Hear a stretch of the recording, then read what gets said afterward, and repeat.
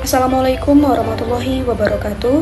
Yang saya hormati Ibu Salwa Rizabiyah, SEME, selaku dosen pengampu mata kuliah Hukum Bisnis dan Perbankan Syariah. Perkenalkan, saya Ira Yuliana dengan NIM 240213800070. Pada kesempatan kali ini, saya akan mempresentasikan hasil analisis saya mengenai hubungan hukum antara bank syariah dan nasabah. Materi ini akan membahas bagaimana prinsip keadilan Islam diintegrasikan ke dalam instrumen hukum positif di Indonesia untuk menciptakan rasa aman bagi kedua belah pihak. Oke, sebelum kita bahas ke lebih rinci lagi, perlu kita ketahui bahwa perbankan syariah di Indonesia saat ini sudah berkembang cukup pesat. Hal ini disebabkan karena semakin banyak masyarakat yang ingin menggunakan layanan keuangan yang sesuai dengan prinsip Islam. Berbeda dengan bank konvensional, bank syariah tidak menggunakan sistem bunga atau riba, tetapi menerapkan prinsip keadilan, keterbukaan, dan bagi hasil. Oleh karena itu, setiap transaksi antara bank syariah dan nasabah akan menimbulkan hubungan hukum melalui akad atau perjanjian. Oke, selanjutnya kita masuk ke definisi bank syariah. Menurut Undang-Undang Nomor 21 Tahun 2008, bank syariah adalah lembaga perbankan yang menjalankan kegiatan usaha berdasarkan prinsip syariah. Dalam operasionalnya terdapat 3 prinsip utama. Pertama, larangan riba. Artinya, bank syariah tidak menggunakan sistem bunga karena dianggap dapat merugikan salah satu pihak. Kedua, pembagian keuntungan secara adil. Keuntungan diperoleh melalui sistem bagi hasil sesuai kesepakatan antara bank dan nasabah. 3. Transaksi hanya dilakukan pada sektor halal, sehingga bank syariah tidak membiayai usaha yang bertentangan dengan syariat Islam seperti perjudian atau minuman keras.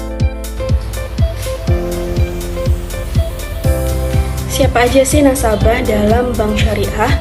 Dalam bank syariah terdapat 2 jenis nasabah. Pertama, nasabah penyimpanan, yaitu nasabah yang menabung atau menyimpan uang di bank syariah menggunakan akad wadiah sebagai titipan atau mudharabah sebagai sistem bagi hasil. Kedua, nasabah pembiayaan, yaitu nasabah yang menerima bantuan dana atau fasilitas dari bank melalui akad murabahah atau jual beli, musyarakah untuk kerjasama usaha atau ijarah untuk sewa menyewa. Slide selanjutnya ada makna hubungan hukum. Hubungan hukum dalam perbankan syariah lahir dari akad yang menciptakan hak dan kewajiban antara bank dan nasabah. Hubungan ini berbeda dengan bank konvensional karena didasarkan pada akad syariah, berorientasi pada keadilan dan kemitraan, serta risiko ditanggung bersama secara proporsional. Oke, selanjutnya kita akan membahas tentang dasar hukum 4 pilar. Hubungan hukum bank syariah dan nasabah juga didukung oleh 4 dasar hukum utama. Pertama, Undang-Undang Nomor 21 Tahun 2008 yang menjadi payung hukum utama dalam operasional bank syariah di Indonesia. Kedua, KUH Perdata Pasal 1320 yang menjelaskan syarat sah perjanjian, yaitu adanya kesepakatan para pihak, kecakapan hukum, objek yang jelas, dan tujuan yang halal. Ketiga, Fatwa DSN MUI yang berfungsi memastikan produk dan kegiatan bank sesuai dengan prinsip syariah Islam. Dan keempat, kompilasi hukum ekonomi syariah atau KHS yang menjadi pedoman dalam penyelesaian sengketa ekonomi syariah. Selanjutnya kita masuk ke konsep akad. Akad adalah perjanjian berdasarkan prinsip syariah yang menimbulkan akibat hukum. Dalam akad terdapat 3 rukun utama, yaitu adanya para pihak, mencakup bank dan nasabah, adanya objek akad seperti dana, barang, atau jasa, serta adanya ijab dan qabul. Ini bentuk ekspresi atau kesepakatan bersama tanpa unsur penipuan atau riba. Dalam perbankan syariah terdapat 5 akad utama.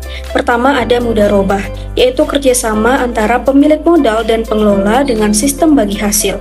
Contohnya, nasabah menabung deposito syariah, lalu keuntungan dibagi antara bank dan nasabah. Kedua ada musyarakah, yaitu kerjasama 2 pihak atau lebih dengan modal bersama. Contoh, bank dan nasabah bersama-sama membuka usaha kuliner. Ketiga, ada murabahah, yaitu jual beli dengan keuntungan yang sudah disepakati secara transparan. Contohnya, bank membelikan motor lalu menjualnya kembali kepada nasabah dengan cicilan. Yang keempat, ijarah, yaitu akad sewa barang atau jasa dalam jangka waktu tertentu. Contohnya, sewa alat berat atau gedung melalui bank syariah. Dan kelima, wadiah, yaitu akad titipan dana yang dapat diambil kapan saja oleh nasabah. Contohnya, tabungan syariah biasa. Selanjutnya kita masuk ke dua hubungan hukum. Dalam praktiknya, terdapat dua bentuk hubungan hukum antara bank syariah dan nasabah. Pertama, ada hubungan dengan nasabah penyimpanan melalui akad wadiah atau mudharabah. Pada akad wadiah, bank hanya menjaga dana titipan nasabah, sedangkan pada akad mudharabah, bank mengelola dana nasabah dan keuntungan dibagi sesuai kesepakatan. Kedua, hubungan dengan nasabah pembiayaan melalui akad murabahah, musyarakah atau ijarah. Dalam murabahah, bank menjual barang kepada nasabah dengan keuntungan yang telah diketahui bersama. Musyarakah merupakan kerjasama modal antara bank dan nasabah, sedangkan ijarah adalah akad sewa barang atau jasa. Kedua bentuk hubungan ini bersifat kontraktual dan didasarkan pada kepercayaan antara bank dan nasabah. Hak dan kewajiban para pihak. Dalam hubungan hukum tersebut, masing-masing pihak memiliki hak dan kewajiban. Bank berhak memperoleh keuntungan sesuai akad dan menuntut kewajiban nasabah. Bank juga wajib menerapkan prinsip syariah, menjaga kerahasiaan data, dan memberikan layanan yang transparan. Sementara itu, nasabah wajib mematuhi isi akad, memenuhi pembayaran, dan memberikan informasi yang benar. Nasabah juga memiliki hak untuk memperoleh informasi yang jelas, perlindungan hukum, dan perlakuan yang adil. Hubungan hukum dalam bank syariah memiliki 4 prinsip utama. Pertama, prinsip kepercayaan. Artinya, hubungan bank dan nasabah harus saling percaya dalam mengelola dan menggunakan dana tersebut.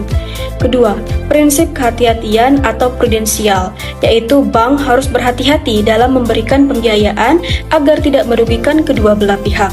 Ketiga, prinsip kerahasiaan, yaitu bank wajib menjaga data dan informasi nasabah agar tidak disalahgunakan.